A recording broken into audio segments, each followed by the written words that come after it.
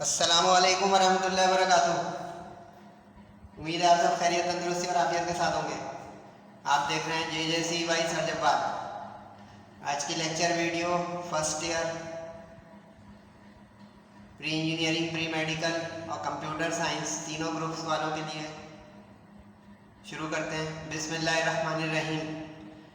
आज मैं आप लोगों को करवाने जा रहा हूँ दिल्ली कॉलेज का prelim paper, government Delhi college.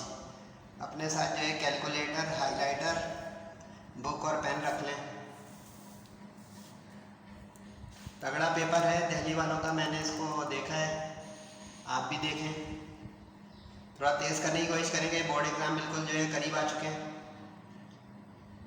इसमें मैंने आपकी आसानी के लिए लेफ्ट पे चैप्टर नंबर लिख दिए हैं और दरमियान में कुछ पेज नंबर है रेफरेंस के लिए, जो स्टूडेंट इस चीज़ को तलाश करना चाहेंगे सर ये किस तरह इसके आंसर बता रहे हैं।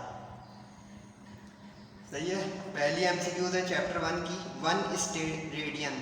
सप्लीमेंट्री एंगल्स होते हैं दो, एक रेडियन होता है, एक स्टेरेडियन होता है।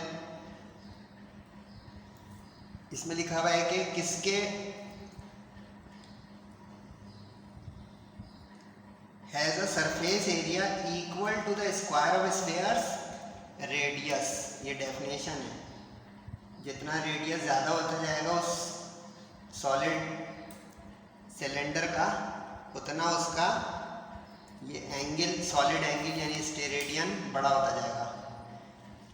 बुक में एक जगह पे जहाँ पे सप्लीमेंट्री एंगल की हेडिंग है ना, वो पेज खोलेंगे, वहाँ पे स्टेरेडियन और रेडियन दोनों की डेफिनेशन लिखी हुई है, तो आपको ये रेडियस वहाँ से मिल जाएगा। यानी ये थ्योरी है, याद कर लीजिएगा। उसके बाद a ball is thrown vertically upward. एक बॉल को ऊपर की जानिब थ्रो किया ऐसे, तो कह रहे हैं जब वो मैक्सिमम हाइट पे पहुंचती है, मैक्सिमम हाइट है हाईएस्ट पॉइंट पर, तो बताएं वहाँ पे उसकी एक्सेलरेशन क्या होगी। अब काफ़ी सारे स्टूडेंट इसमें ज़ीरो ऑप्शन ले लेंगे। ज़ीरो तो भाई वेलोसिटी होती है वहाँ पे जाके एक लम्हे के लिए। एक्सेलरेशन तो उसकी, क्योंकि under the influence of gravity जो है वो मूव कर रहा है, तो इसलिए g के बराबर होगा। और acceleration due to gravity is always directed downwards, तो पॉजिटिव हो गया, यानी प्लस का 9.8। साइड पे बारीकी लिख लें। अगर velocity at the highest point पूछता है ना, मैक्सिमम हाइट, तो वो ज़ीरो होती, लेकिन मीटर पर सेकेंड स्क्वायर एक्सेलरेशन के यूनिट्स। आगे जो है which of the following is correct about friction. इन चारों में से फ्रिक्शन के लिए कौन सी बात दुरुस्त है, यानी इसका अंदर 3 गलत है, सिर्फ एक ही दुरुस्त है। रफनेस ऑफ सरफेस पे डिपेंड करती है फ्रिक्शन, बिल्कुल सही बात है, जितनी रफ सरफेस होगी उतनी फ्रिक्शन होगी। रिलेटिव मोशन ऑफ 2 सरफेसेस, ये नहीं है। परपेंडिकुलरली पैरेलल एक्ट करता है फ्रिक्शन, ये भी गलत है। और कांटेक्ट एरिया बढ़ाने से फ्रिक्शन का कोई ताल्लुक नहीं है, कांटेक्ट होना का बस ताल्लुक है। इसका मतलब पहले ही पहला हो गया। ये फ्रिक्शन की डेफिनेशन भी है, प्रॉपर्टी भी है।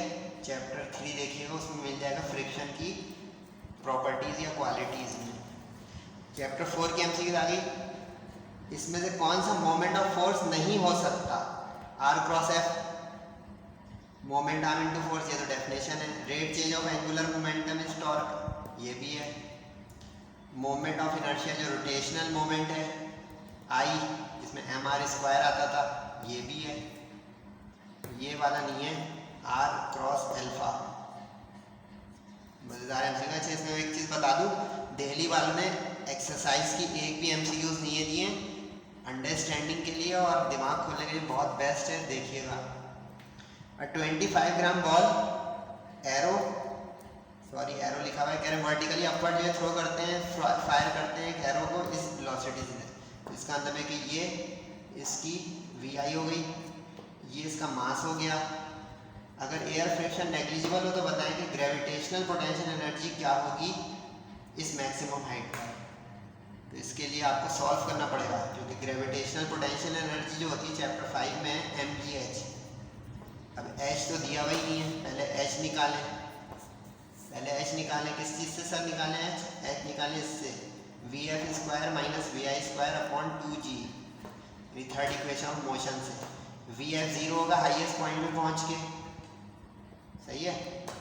VI 12 का स्क्वायर 144, G अपवर्ड जा रहा है तो माइनस का हो जाएगा, तो माइनस 9.8 और 2 माइनस 19.6, जल्दी से निकालें भाई। तो 144 डिवाइडेड बाई 19.6 कितना आया भाई? 7.34, सही है। ये H आ गया। अब इस H को यहाँ रखें जल्दी से, G से मल्टीप्लाई करें 9.8, फिर M से मल्टीप्लाई करें किलोग्राम बना के, ग्राम में दिया हुआ है 0.025, कितना आ गया भाई? अच्छा अपॉन में आ जाएगा तो ये SD मोड दबा दिया करें, डिजिट से ऊपर कई मरतबा बता चुका हूँ। कितना है भाई? 1.8। मजेदार MCQ थी, न्यूमेरिकल लाइक।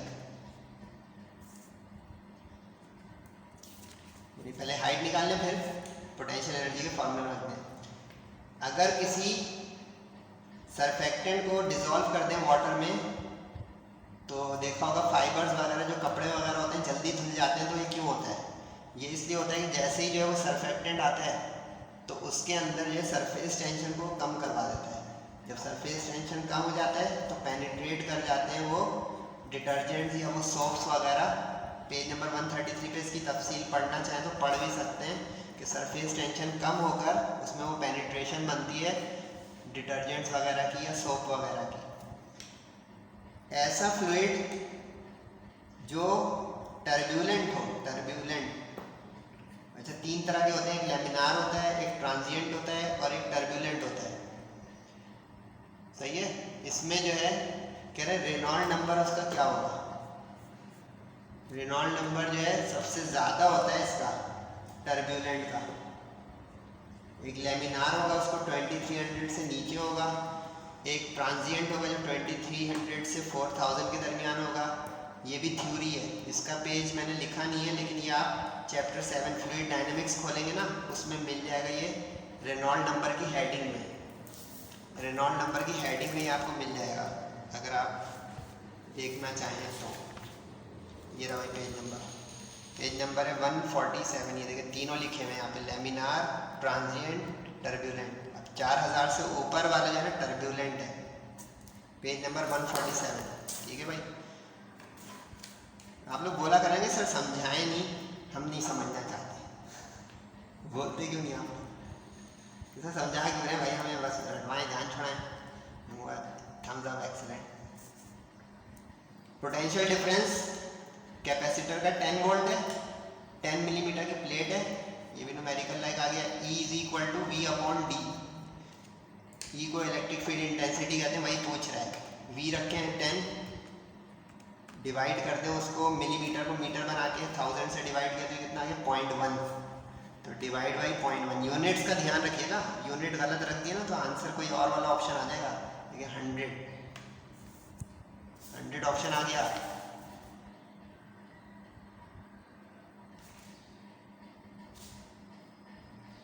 तो 100 न्यूटन पर कूलम पहले ऑप्शन। पॉइंट समझे? यानी फॉर्मूला याद हो, और मिलीमीटर को मीटर बनाना है 1000 से डिवाइड करके। Total energy simple harmonic motion की किस चीज़ पे डिपेंड करती है? ना आसान, ये E = ½ kx0²। देखिए ये x0 जो है एम्पलीट्यूड होता है, maximum displacement, square of amplitude. Theory भी आ गई, न्यूमेरिकल भी आ गए, सब तरह के जिन्होंने दिया, बहुत अच्छा है। RC सर्किट जो है टाइम कांस्टेंट जो होता है वो किस चीज़ का रेशियो होता है? अगर आपने देखो पेज नंबर 192 में मिल जाएगा आपको। इसमें इस तरह लिखा होता है Q = 0.368 Q0। ये Q0 जो है ना ये इक्विलिब्रियम चार्ज होता है, और Q जो है ये स्टोर्ड चार्ज होता है। डिवाइड करें देखें क्या रहा है? 0.368। फिर भी तफसील देखनी है तो पेज 192 देख लीजिएगा। कलर कोडिंग, अच्छा ये इन्होंने जुल्म किया है थोड़ा, सॉरी टू से, क्योंकि ये प्रैक्टिकल चीज़ होती है, इसको याद करना बड़ा मुश्किल होता है।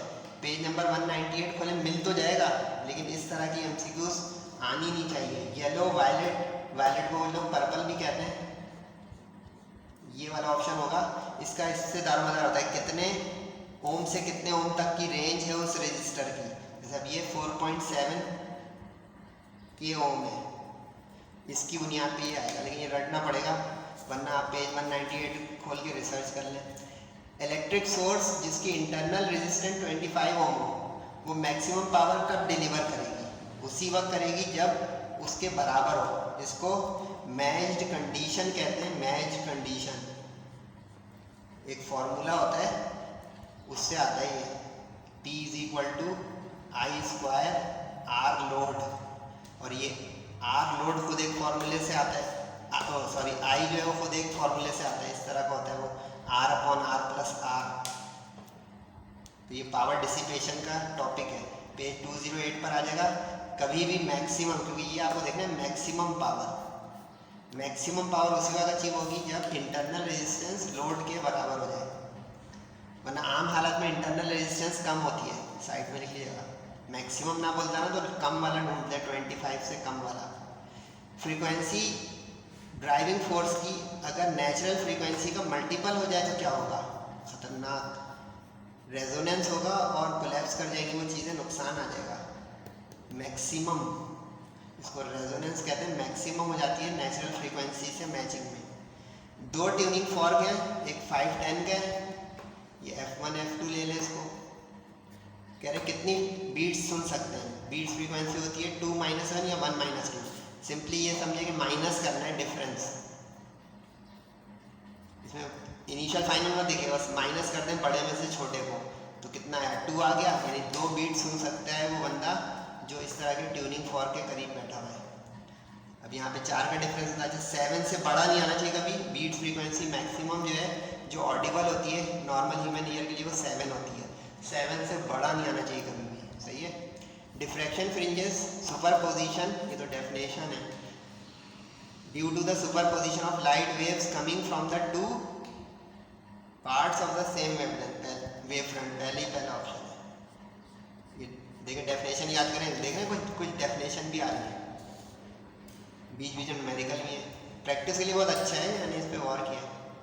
अगर रेड लाइट जो है वो एक ऐसे मीडियम से जिसकी वेव लेंथ जो है वो 690 से, यानी λ1 कह लें इसको, एक ऐसे मीडियम में दाखिल हुई जिसकी 460 है, इसको λ2 कह लें, तो कह रहे हैं रिफ्रैक्टिव इंडेक्स क्या होगा। अब रिफ्रैक्टिव इंडेक्स मैट्रिक में ही पढ़ा है फर्स्ट ईयर में। रिफ्रैक्टिव इंडेक्स होता है speed of light in first medium, यानी एयर, क्योंकि देखें एयर से जा रही है मीडियम में, ध्यान रखना एयर टू मीडियम है, मीडियम टू एयर होगा तो उल्टा हो जाएगा, मीडियम।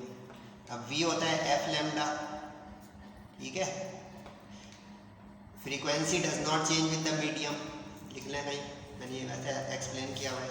अब λ1 को λ2 से डिवाइड कर दें जल्दी से, 600 डिवाइडेड बाई 460, क्या आया भाई? ठीक है, हो गया। अब कौन आ गया है? ये ले भाई SD मोड। अब क्या जल्दी टाइम जा रहा है, very good. 1.3 refractive index of the medium. अब आप लोग सोच रहे हैं कि इसमें ऑप्शन ही नहीं है, तो मैंने कुछ गलती कर दी क्या? यहाँ 690 था, मैंने डिवाइड गलत किया ना, जल्दी करें मैं 690 करेक्शन, 600 रहता है, ये देखिए 690 है क्वेश्चन में, सही है। 1.5 आ गया। मुख्तसर क्या हुआ कि frequency does not change with the medium and refractive index is the ratio of speed और velocity of light in air to that medium. In which of the, ये चैप्टर 14 का कम्युनिकेशन का, कि रिसीवर और ट्रांसमीटर एक ही line में हो, वरना सिग्नल्स दिए आएंगे या वेव्स पहुंचेंगी नहीं, आगे ट्रांसमिट नहीं होंगी। वो कौन सा मीडियम है? माइक्रोवेव्स का। बाकी सब में जो है वो अगर दरमियान में कोई डिस्टॉर्शन भी हो, यानी कोई हिल हो, कोई दीवार वगैरह हो, कोई वॉल हो, हिंड्रेंस हो, तो भी वो ट्रैवल कर जाएगी, लेकिन माइक्रोवेव्स नहीं ट्रैवल कर सकती। तो जल्दी से भाई मुझे सेक्शन बी और सी भी ब्रीफ करना है।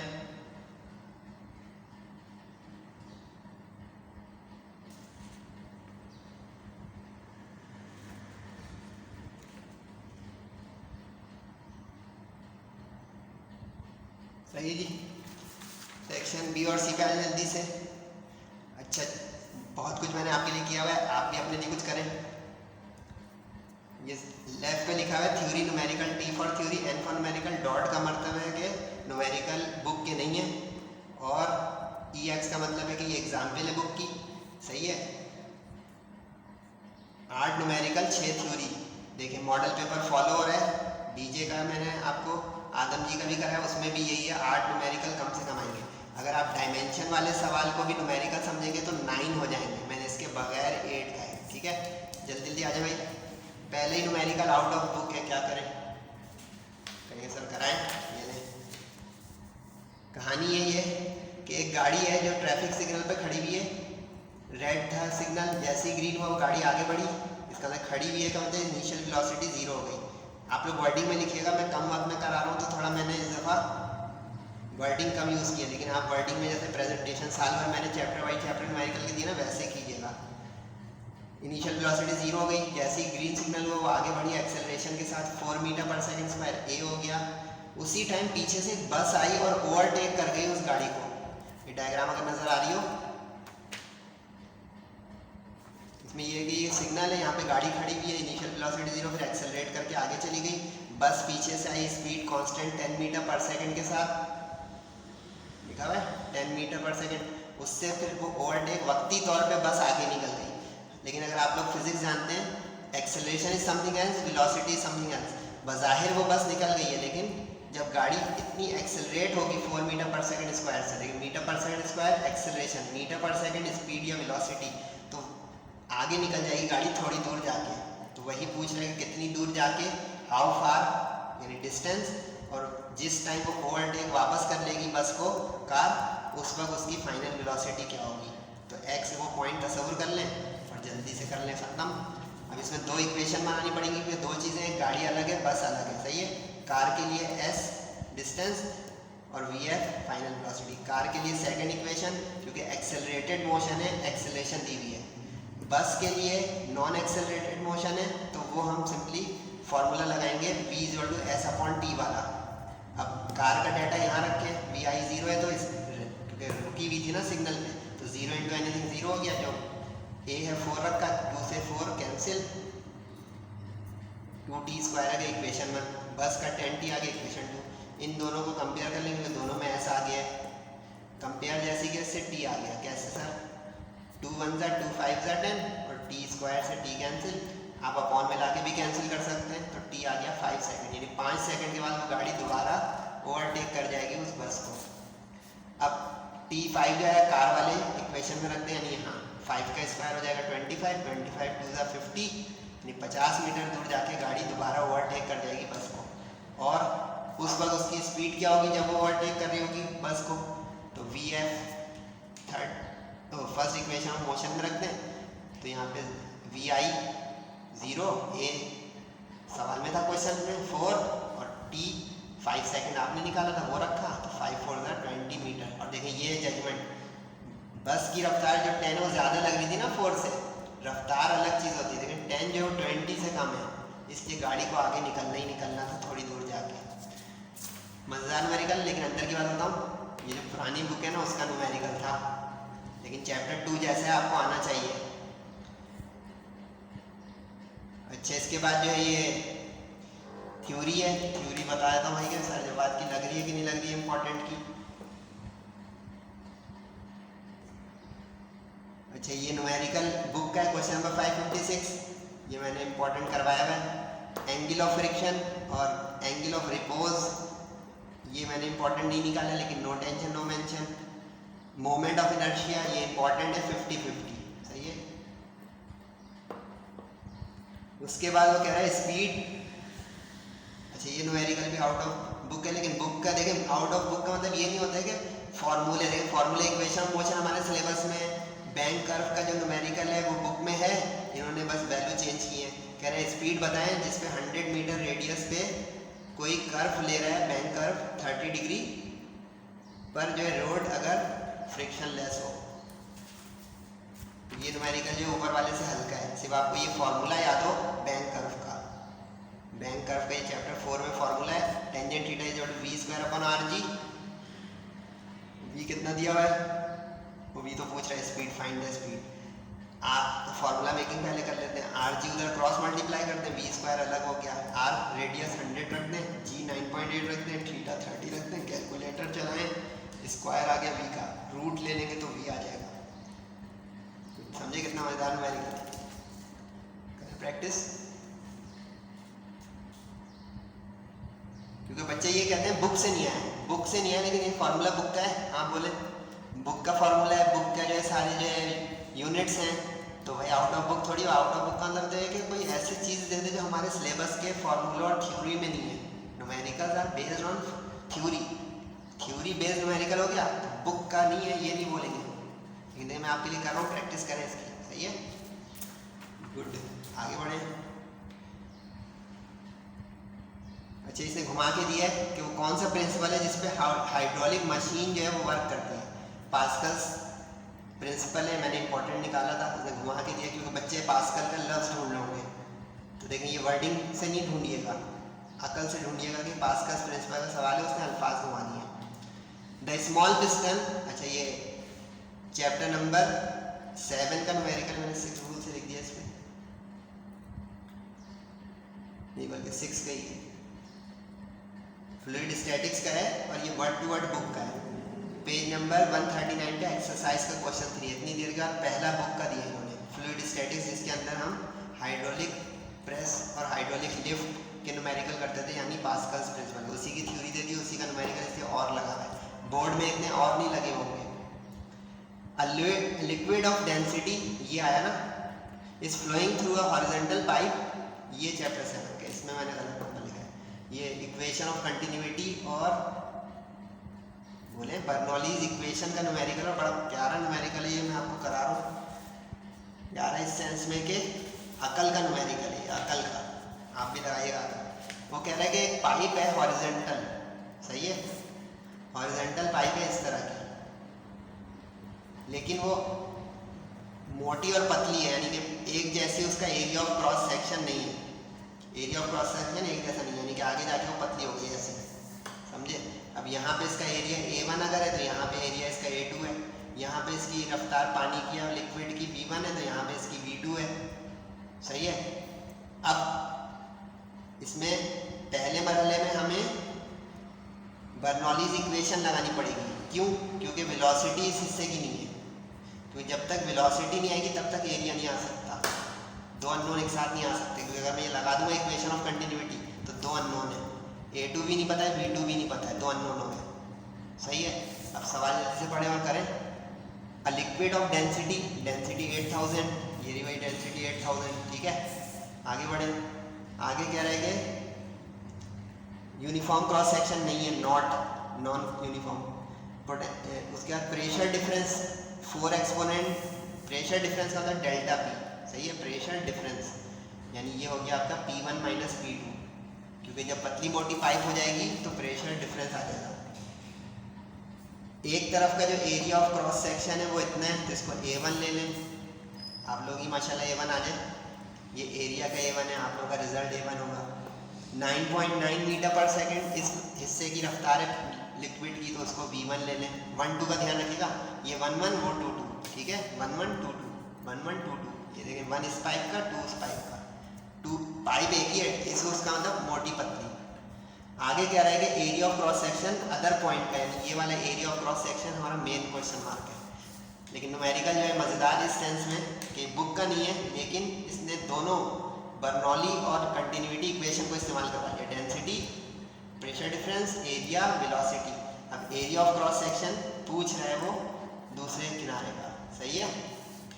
अब पहले बर्नौलीज इक्वेशन लगाएं, लेकिन अब एक ही लाइन में कैसे पता चला सर को, क्योंकि उसने कहा है हॉरिजेंटल, हॉरिजेंटल जरा, हॉरिजेंटल का मतलब लेवल एक है, ये हाइट वाली चीज़ कट जाएगी, कैंसिल हो जाएगी, बचत हो जाएगी। एक्सरसाइज में भी एक न्यूमेरिकल मैंने वीडियो में कराया, देखिएगा, जिसमें हाइट सेम हो जाए ना तो वो कैंसिल हो जाती है।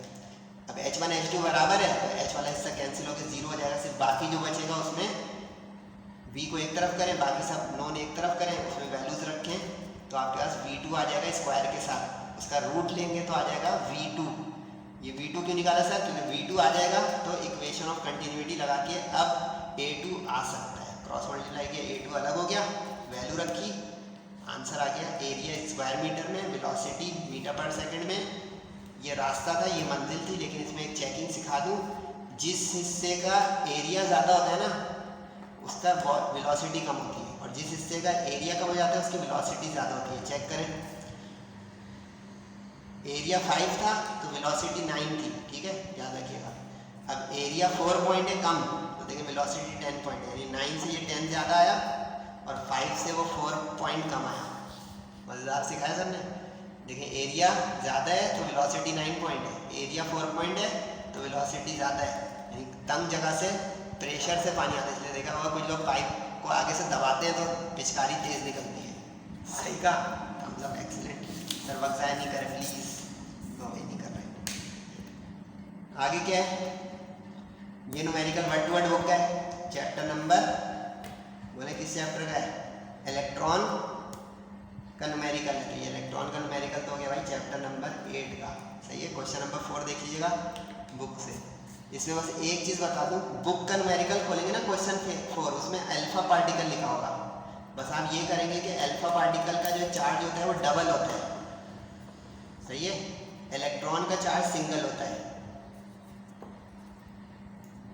तो आप इसमें ये ई वाला यूज़ करेंगे, जो गाइड बुक या फर्रा ले जाएगा सॉरी टू से वो 0 ले लेगा, क्योंकि वो अल्फा पार्टिकल का बुक का है, उसने इलेक्ट्रॉन कर दिया खामोशी से। तो छापने में ज़रा मोहतात रहें, और आपको नहीं कह रहा हूँ जो छापता है। कैपेसिटर का न्यूमेरिकल है, आउट ऑफ बुक है, फिर देख लें भाई। वो कह रहे हैं कैपेसिटर है जिसमें 2 कैपेसिटर लगे हुए हैं। एक कैपेसिटर है जिसको चार्ज किया 100 वोल्ट से 200 पिकोफैराड का था, उसको फिर पैरेलल में एक और कैपेसिटर से लगा दिया तो पोटेंशियल गिर के हो गया 60। तो बताएं वो सेकंड कैपेसिटर कितनी वैल्यू का था। अंदर की बात बताऊं, ये सेकंड ईयर का जो पुरानी बुक है ना, क्योंकि मैं सेकंड ईयर में पढ़ा रहा हूँ, उसमें जो कैपेसिटर का चैप्टर है ना, उसमें से दिया उन्होंने ये न्यूमेरिकल। आप कर लिए, क्योंकि कैपेसिटर का चैप्टर तो हमारे सिलेबस में है ना, चैप्टर 9। 200 picofarad volt. अच्छा, इस नए वोल्ट को V2 लिख दें या V डैश, V2 लिख दीजिएगा ताकि कंफ्यूजन ना हो, V1 और V2। सही है, डैश मतलब है कैपेसिटेंस ऑफ सेकंड। इसमें डायग्राम बनाइए समझाने के लिए कि पहले इस वोल्टेज पोटेंशियल डिफरेंस से ये वाली कैपेसिटेंस निकाल लेते हैं, ठीक है। तो कैपेसिटेंस ऑफ वोल्ट से इसका चार्ज निकाल लेते हैं। ये मेरे मुंह से गलत अल्फाज आ रहे हैं, सॉरी।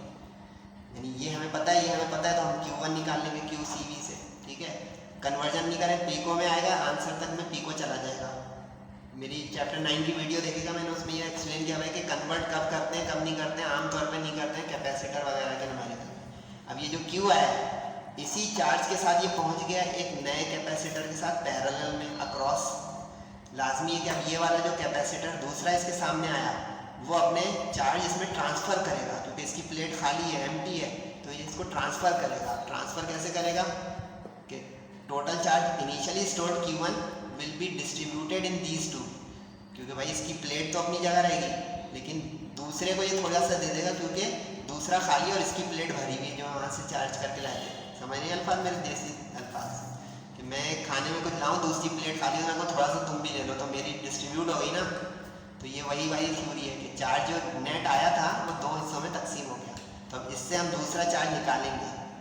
जब निकलेगा दूसरा चार्ज तो वो जाके इस फॉर्मूले में कैपेसिटेंस देगा। ये इसकी थीम है, रास्ता बना है कि पहले टोटल चार्ज स्टोर निकाल लें, पहले वोल्टेज 100 से पोटेंशियल डिफरेंस से, जब वो आ जाए तो उसकी मदद से वो चार्ज निकाल लें कि अब इसके पास रहा कितना और अगले के पास गया कितना। तो Q1 is equal to Q1 dash, यानी Q1 dash is the new charge after connecting in parallel, यानी जो उसके पास बचा, तो जो बचा है वो आ गया, माइनस करेंगे तो पता चलेगा दूसरे के पास कितना चला गया। सही है, माइनस किया तो ये दूसरे कैपेसिटर का 2। अब इस 2 कैपेसिटर का चार्ज और 2 का जो वोल्टेज था 60 वो रख दें। Q is equal to CV होता है, Q निकालना हुआ तो मल्टीप्लाई, C निकालना हुआ तो डिवाइड कर देंगे, तो आपके पास कैपेसिटेंस आ जाएगी सेकंड कैपेसिटर की। और इसकी चेकिंग बता दूं, जब वोल्टेज ड्रॉप होता है ना किसी कैपेसिटर के लगाने से, तो कैपेसिटेंस भी कम होती है। ये 200 था, जब 100 था तो 60 कम है इससे, तो 200 से कम आंसर आया 133। तो A1 बच्चे जो मेरे साथ पढ़ रहे हैं वो चेकिंग की चेकिंग भी करें, कभी कैलकुलेटर गलत चला देंगे, फार्मूला गलत चला देंगे, तो चेकिंग बचाएगी। सही है जी, कोशिश कीजिएगा कि समझें भी। एक रजिस्टर है चैप्टर 10 DC सर्किट्स का, लेकिन उन्होंने ये न्यूमेरिकल में बदल दिया। डॉट का मतलब है सारे बदले में न्यूमेरिकल, लेकिन देख रहे हैं बदल दिए, लेकिन मुश्किल न्यूमेरिकल नहीं है। बुक में तो इतने लंबे न्यूमेरिकल भी हमारे ट्रिकी हैं, अगर आप समझ जाए तो ये आ जाए तो नो टेंशन, प्रैक्टिस कर लीजिएगा। प्रैक्टिस के लिए दिमाग खोलने के लिए बहुत अच्छे न्यूमेरिकल है। कह रहे हैं वायर है नाइक्रोम का जो 50 मीटर लंबा है, लॉन्ग, डायमीटर इसका 0.8 मिलीमीटर है, 0 डिग्री, ये स्टैंडर्ड होता है 0 डिग्री सेंटीग्रेड पर कोई रेजिस्टेंस। आगे वो कह रहा है कि इस वायर की 50 डिग्री सेंटीग्रेड पर रेजिस्टेंस बताएं, ठीक है। रॉ रेजिस्टिविटी है, अल्फा टेम्परेचर कोफिशिएंट है, ये गिवन है क्योंकि इसकी ज़रूरत पड़ेगी। कभी इम्तिहान में ना हो तो आप मांगेंगे टीचर से, क्योंकि ये याद नहीं करना होता है, गिवन होता है। Raw for resistivity, specific resistance, alpha for temperature coefficient. अब ये न्यूमेरिकल मज़ेदार है किस तरह, पहले रेजिस्टेंस निकालें एट 0 रॉ एल अपॉन ए से, देखिए ये फॉर्मूला हमारे सिलेबस का है, और फिर at a given temperature resistance निकाल लें इस फॉर्मूले से। देखा 2 in 1 न्यूमेरिकल, पहले रेजिस्टेंस, अब बुक खोलेंगे ना तो उसमें ये न्यूमेरिकल है तो आंसर हो जाएगा, वो न्यूमेरिकल है तो आंसर हो जाएगा, इसने मिलाया है। जैसे पिछला जो मैंने किया था थोड़ी देर पहले कैपेसिटर से, उसमें देखिए कंटिन्यूटी को और बर्नौली को मिलाया है। स्टूडेंट का कॉन्सेप्ट भी चेक कर रहा है और ये भी देख रहे हैं कि कितने लोग समझ के करते हैं पेपर। 50 डिग्री वाले को R50 लिख दिया, दो टेम्परेचर है तो T1 और T2 लिख दिया, डैश मत लिखिएगा, डैश बार बार आ रहा है कहीं से। और डायमीटर है मिलीमीटर में, तो डायमीटर से रेडियस आएगा डिवाइड बाई 2 से, क्योंकि फॉर्मूले में एरिया गोल चीज़ का सर्कुलर वायर का होता है पाई आर स्क्वायर। अब उसने डायमीटर दिया तो डायमीटर को हमें हाफ करके रेडियस बनाना पड़ेगा ताकि एरिया आ जाए पाई आर स्क्वायर से, वरना डी रख दिया ना अगर आर की जगह तो खत्म। अब डायमीटर का हाफ क्या, रेडियस आ गया, मिलीमीटर है, मिलीमीटर को 1000 से डिवाइड करेंगे तो मीटर आ जाएगा, सही। अब इस फॉर्मूले में रखें सही से, कैलकुलेटर वर्टिकल कीजिएगा एग्जाम में, रेड और ग्रीन पेन इस्तेमाल नहीं किया करें क्योंकि वो मैं सब प्रोमिनेंट करने के लिए करता हूँ। इसको हमने फीड किया फॉर्मूले में तो ये रेजिस्टेंस आ गई 0 डिग्री पर, आर नॉट मतलब 0 डिग्री सी। 50 डिग्री के लिए अब यहाँ पे टेम्परेचर 50 रख दें, जो आर नॉट निकला है वो वहाँ रख दें। इतिहास से कैलकुलेटर चलाएं, पहले इस 50 को इससे मल्टीप्लाई करें बॉड मास, फिर 1 प्लस करें, फिर जो जवाब है उसको ब्रैकेट ऑफ करके बाहर लाएं 109 पॉइंट से। इसकी चेकिंग ये है कि किसी टेम्परेचर की जो रेजिस्टेंस है वो 0 डिग्री के रेजिस्टेंस से ज़्यादा होनी चाहिए। थ्योरी भी थी कि रेजिस्टेंस इंक्रीजेज विद टेम्परेचर, तो देखिए वो 109 आया और ये 110 आया, जो कि हल्का सा, अच्छा ये नहीं होगा कि 100 का 200 हो जाएगा, 109 का 110 थोड़ा थोड़ा बढ़ेगा, फ्रैक्शनल चेंज होती है। सही जा रहा हूँ, चले भाई। अब कोई डॉट नहीं है, इसका मतलब है कि जल्दी जल्दी हम कर सकते हैं। आगे जो है वो बुक का सवाल है, लेकिन इसमें थोड़ा सा इसमें ट्विस्ट किया है। बुक खोलेंगे तो एग्जाम्पल 12.3 पेज 266 की एकॉस्टिक्स में मॉडल पेपर की एग्जाम्पल में उसने टूवर्ड्स लिखा हुआ है, यहाँ पे अवे कर दिया दिल्ली वालों ने। दिल्ली वाले खेल रहे हैं आपकी पल्स से, आप अपनी पल्स को सही से रखें, देखें। बाकी वैल्यू भी चेंज नहीं की 2 किलोहर्ट्ज़। अब बस मसला किसको होगा, जो छापेगा या जो फर्रा ले जाएगा। तो काइंडली आप जेजेसी से पढ़कर ना फर्रा ले जाएं ना छापें, दिमाग लगाएं, मेहनत करें। बोर्ड एग्जाम में फिजिक्स के तो थोड़ा गैप है, उसमें ज़्यादा टाइम लगा लीजिएगा, लगाएंगे इंशाल्लाह। गुड, इसमें मैंने आपके लिए थोड़ी सी मदद कर ली है, देख लें।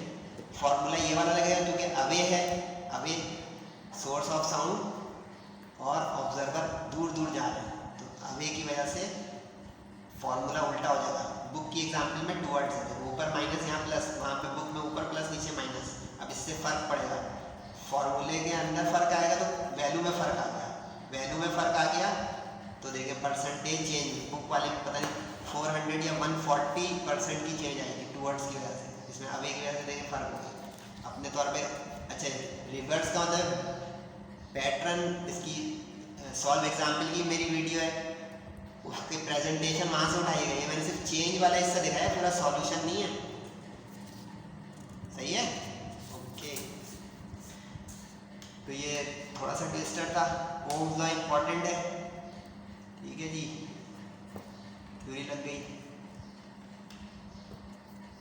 डायमेंशन इम्पॉर्टेंट लग गया। अच्छा, ये वाला न्यूमेरिकल रिवर्स कर दिया उसने, डिफ्रैक्शन थ्रू क्रिस्टल्स वाला। बुक की क्वेश्चन 17 पेज 304 का रिवर्सल है। रिवर्स इस तरह कि बुक में एंगल पूछा है, इसमें उन्होंने सेपरेशन पूछी है, डिफ्रैक्शन प्लेन्स की, डिफ्रैक्टिंग प्लेन्स की सेपरेशन पूछिए तो नो टेंशन, कहेंगे भाई 2d sin theta, Bragg's law इसको कहते हैं।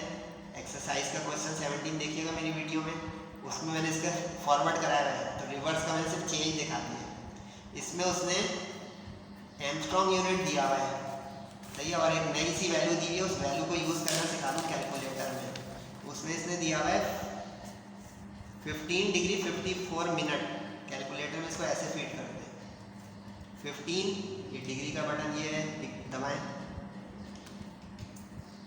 सेकंड वाला इंजीनियरिंग मोड से ऊपर 15 डिग्री आ गया निशान, फिर उसके बाद 54, फिर ये दबा दें बटन, डिग्री का निशान, अब इज इक्वल टू दबा दें 15 डिग्री 54 मिनट 0 सेकेंड, ठीक है। अब यही डिग्री वाला बटन दबाएंगे, डेसिमल कर देगा, करा, समझे, यानी 15 degree 54 minute is equal to, दोबारा वही स्क्रीन पे लिखा आ गया, तो दोबारा डिग्री का बटन दबाएंगे तो वो डेसिमल कर देगा, जब डेसिमल कर देगा तो आप साइन मांगेंगे उस वैल्यू का, यानी 15.9 का आया 0.273। तो ये सब वैल्यूज इसलिए बता रहा हूँ कि आप समझ के करें, सही है। तो इससे आपका आंसर आ जाएगा ये, एंगस्ट्रॉम का मतलब होता है 10 की पावर माइनस। अच्छा, इसको कन्वर्ट नहीं भी करते ना तो आंसर आ जाता, क्योंकि देखिए इसमें m number no units, sine theta ratio no units, तो जो लैम्डा के यूनिट्स होंगे वही d के आ जाएंगे। अब लैम्डा एंगस्ट्रॉम में यूज़ करें तो ऑटोमेटिक आपका ये वाला नीचे वाला आंसर आ जाएगा, लेकिन अगर आप लैम्डा को मीटर बना चुके होंगे डाटा में तो आपका मीटर में आएगा, और उसमें मीटर का ये वाला हिस्सा गौर से देखें तो ये एंगस्ट्रॉम आ गया, सही है जी। बारीकियाँ आ रही है समझे, वक्त ज़ाया कर दिया मैंने, बोलते नहीं आपके सर वक्त ज़ाया करते रहते हैं आप बहुत ज़्यादा, सॉरी क्या करूँ मेरी आदत है। सेक्शन सी माशाल्लाह पूरा लग गया, देखना है तो देखें, उसके बाद छुट्टी मनाएं। इलेक्ट्रिक डाइपोल चैप्टर 8 का मोस्ट इंपॉर्टेंट लग गया सर, बात का इंशाल्लाह बोर्ड में भी लगे। Addition of vector by component method chapter 2 का लग गया माशाल्लाह, दुआ करें बोर्ड में भी लगे। Elastic collision in one dimension ये भी लग गया, लेकिन बोर्ड में और नहीं होगा। ऑर्बिटल स्पीड ये नया है, नो टेंशन, 2 सवाल करने ना आप इस तरह सोचेंगे। सिंपल पेंडुलम, अच्छा सिंपल पेंडुलम और प्रोजेक्शन ऑफ पार्टिकल में मुकाबला है, सिंपल पेंडुलम वाला भी करके रखे। Newton formula for speed of sound acoustics में से आ गई, इंपॉर्टेंट। यंग डबल स्लिट हर कोई दे रहा है, आप भी कर लें, उम्मीद है कि आ जाएगा। न्यूटन रिंग में 50-50 है, देख लीजिएगा। बर्नौली और कंटिन्यूटी इक्वेशन में और लगा दिए, लेकिन इम्तिहान में कोई एक आ सकता है, तो इसका मतलब थ्योरी लग रही है सर, जब बात की अल्लाह करे बोर्ड में भी इंशाल्लाह लग जाए। तो अब आप पर है कि तैयारी आप लोग कैसी कर रहे हैं, टेस्ट कर रहे हैं सर जब बात जे के साथ, या कैसे कर रहे हैं, फीडबैक ज़रूर दीजिएगा, और दुआओं की दरख्वास्त है, वालिदैन का बहुत ख्याल रखिएगा।